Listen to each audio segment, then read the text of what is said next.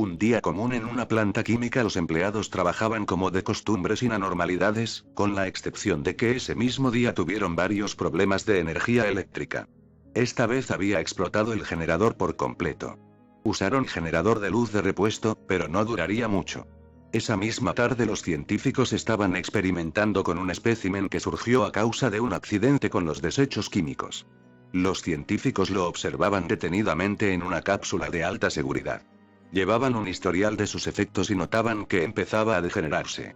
Decidieron entonces llevar a un grupo de 3 personas que accedieran a la cápsula para tomar muestras de la piel que se encontraba sangrienta y viscosa, de color amarillento, esparcida por el piso y los ventanales de la cápsula. Jeff, Eric y John ellos entraron con temor, pues la criatura tenía un aspecto abominable. Su cuerpo era delgado y por toda su piel tenía sarpullido y granos enormes que se rascaba, haciendo que se le cayera la piel. Su rostro era delgado y, lo más impactante, no tenía ojos, solo un oscuro y temible agujero negro. El personal siguió con el plan y empezaron a extraer la piel del espécimen. Eric pensó que tal vez la criatura no veía pero escuchaba. Siguió envasando la piel. Los otros científicos empezaron a tomar fotos con flashes. La criatura empezó a alterarse y a gritar con un sonido desgarrador, como si torturaran a una persona, como si le abrieran el estómago vivo o si le quitaran pedazos de piel sin ningún tipo de sedante. La criatura giraba su cabeza a todos lados como intentando saber de dónde venía ese ruido que lo alteraba. John se le acercó para tomarle una foto de su rostro, muy mala idea. Rompió, en su desesperación, el contenedor y tomó con sus garras a John, levantándole y vomitándole en el rostro un líquido ácido, que derritió el traje especial, al igual que el casco de protección. Del desgraciado solo quedó el cráneo besudo, que tronó desagradablemente mientras la criatura lo devoraba. Jeff y Eric miraban horrorizados a este ser, al igual que los científicos que se encontraban fuera de la cápsula. Gritaban para que les abrieran la puerta, los científicos, quienes así lo hicieron. De repente, todo oscureció. El generador de luz que tenían de repuesto había colapsado y no tenían absolutamente con nada que alumbrar más que unas linternas. Los científicos salieron huyendo del lugar. Oyeron a sus espaldas, los oían pasos fuertes y el grito espeluznante. Todos estaban desesperados por salir hasta que llegaron a la puerta de salida. El soldado tenía órdenes de no abrir la puerta de máxima seguridad, iniciado el protocolo NBQ, el cual se aplicaba ante una amenaza nuclear, biológica o química, NBQ. Eric fue el primero en aceptar el hecho de que no les abrirían la puerta, dijeran lo que dijeran, así que exhortó a los sobrevivientes a que intentaran matar a la criatura, pues creía saber su debilidad. Los agujeros en vez de orejas pudiese ser su punto débil.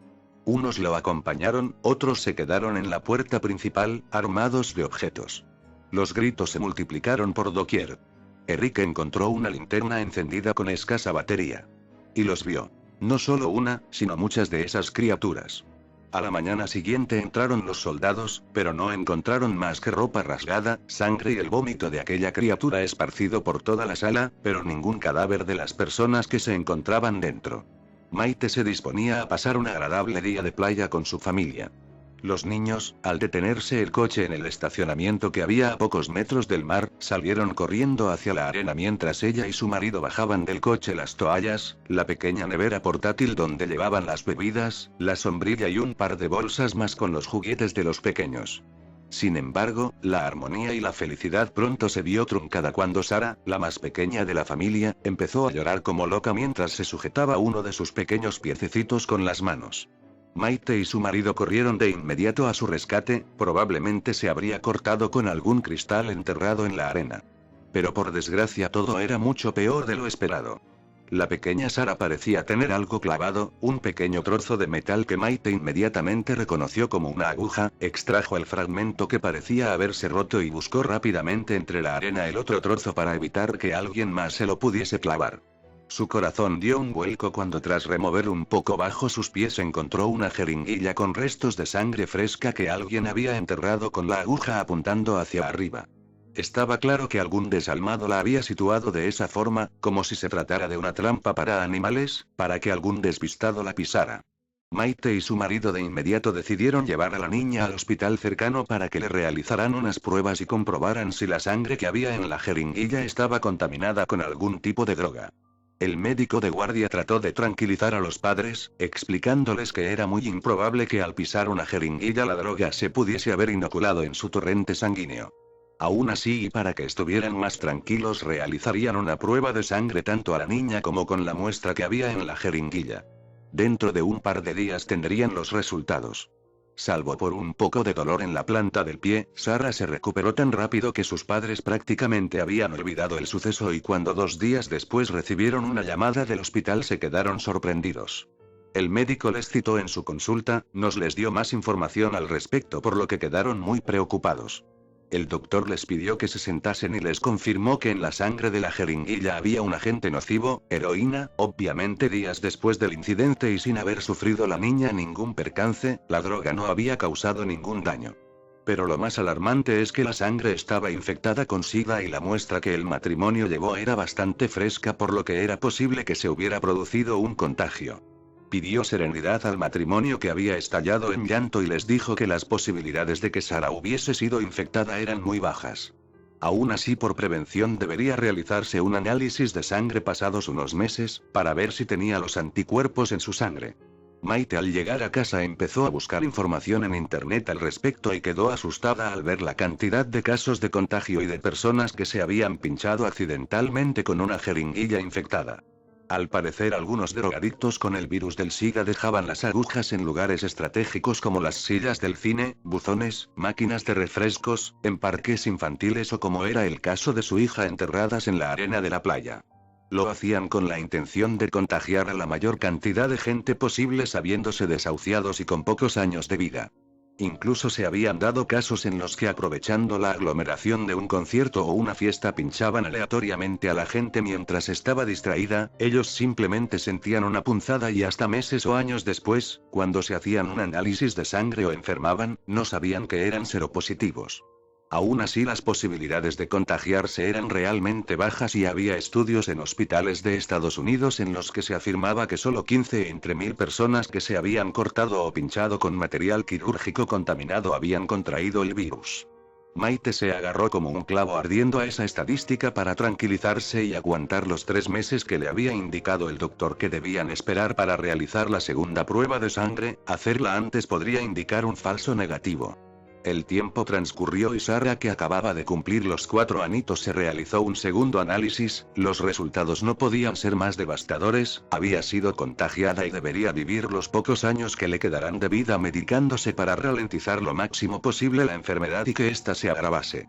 En 1997, el famoso programa de radio estadounidense Costa a Costa AM entrevistó a un hombre llamado Mel Butters, que afirmaba que en una zona de su propiedad ubicada en la colina de Manastash Ridge, Washington, había una especie de extraño agujero donde las personas habían ido durante años para arrojar residuos como frigoríficos, madera, tierra, ganado, o incluso personas muertas. Uno de los misterios del agujero, según Mel, era que no tenía fondo. Con el paso de los años, la basura acumulada no se veía, iluminaba el agujero y no se reflejaba el fondo o los lados. Mel fue realizando su propia investigación, tiró un cubo de metal por el agujero sin oír ningún tipo de un sonido metálico, también lo probó con televisiones de tubo sin escuchar ninguna explosión, solo silencio. Por lo que se podría decir, el agujero no tenía fin. El agujero mide unos 3 metros de diámetro, con una especie de muro de contención a su alrededor y sin fondo aparente. Uno de los misterios que preocupaba a Mel era que el agujero no tenía fondo. Probó bajando un hilo de pescar con un caramelo atado al principio de la línea, pensando que cuando llegara al final el agua lo disolviera. Después de llegar a los 500 metros hacia abajo, lo volvió a subir con el caramelo intacto. Así que realizó la misma operación con un plomo de unos 500 gramos y un hilo a mascaretes. Uno pensaría que después de cerca de 3000 metros de línea de pesca colgante, que llamaría a un día. A los 80 metros según su medidor digital aún no alcanzó el final del hoyo. Pero lo que más estremeció a Mel fue cuando uno de los lugareños tiró a su perro muerto por el agujero. Unos días más tarde, el hombre vio a su perro corriendo de nuevo. El gobierno toma la zona. Según Mel, después de la emisión del programa de radio, el gobierno le obligó a salir de sus terrenos. El ejército se hizo con la zona. El personal uniformado le amenazó si continuaba hablando del tema le plantarían drogas en su tierra. La excusa que le obligaron a dar fue que un avión se había estrellado en sus terrenos. Mel volvió a realizar otra entrevista 3 días después de lo que le sucedió, explicando cuáles eran los verdaderos intereses del gobierno. El resultado no se hizo esperar, el gobierno se quedó todos sus terrenos. Según algunas informaciones, Mel recibía del gobierno de Estados Unidos $250.000 en su cuenta cada mes y se trasladó a Australia, donde se dedicaba a la investigación y conservación ambiental. Pero antes del 2000, todo cambió. Otros agujeros.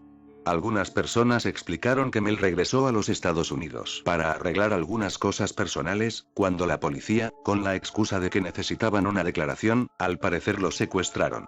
Se despertó en un callejón de San Francisco con varios hematomas y con los dientes posteriores rotos, además de que le faltaba todo su dinero. Mientras estaba en los Estados Unidos fue invitado a una reserva india para examinar otro agujero similar al que tenía en su propiedad, que una tribu local encontró. Este nuevo agujero era diferente, su pared interior era metálica hasta donde alcanzaba la vista, parecía fabricada. Los indios decían que había una fuente de calor en el interior del agujero. Decían que era una sustancia que se veía y se sentía como el hielo, pero que estaba caliente y absorbía toda la humedad a su alrededor. Un amigo de Mel puso un trozo de este hielo caliente en la estufa de leña de su cabaña. La cabaña se derrumbó, porque el extraño hielo caliente había extraído toda la humedad de la madera. Probaron introduciendo una oveja en el interior del agujero, después de un tiempo la sacaron. La oveja estaba muerta y por el exterior parecía estar normal, pero al abrirla descubrieron que se encontraba cocida por dentro y con una especie de tumor grande palpitante en donde tendrían que haber estado los órganos internos. Procedieron a abrir el interior del tumor, y en su interior había lo que parecía ser un feto de un bebé con grandes ojos azules humanos. Todos los presentes fueron testigos. Mel dijo que se sentía tranquilo y compasivo, no sentía que fuera ningún ser malévolo. Seguidamente, el extraño saltó hacia el agujero. ¿Leyenda o realidad? Mel nunca volvió al lugar donde comenzó la leyenda. Antes de que se hiciera público, el agujero era conocido y utilizado por los lugareños. Pero desde que el gobierno se hizo con la zona, cualquier persona que intente encontrar el agujero solo encontrará unas vallas y señales de prohibido el paso. Sin embargo, un equipo de televisión viajó hasta el supuesto lugar y lo que encontraron fue una gran presencia militar. Muchas personas que conducen a través del área juran haber visto un rayo de luz negro, o una sombra que emana brevemente desde el sitio. También hay que apuntar que hay grupos y comunidades muy activas que han pasado mucho tiempo y esfuerzo buscando el agujero sin tener éxito. Algunas personas hicieron imágenes de la región de Manastash Ridge y, curiosamente, la sección de la imagen que decía Mel que se encontraba el agujero se mostraba como un gran cuadrado blanco vacío que cubre todo el terreno circundante. Mel dejó claro que cuando muera, quiere que le tiren al interior de él.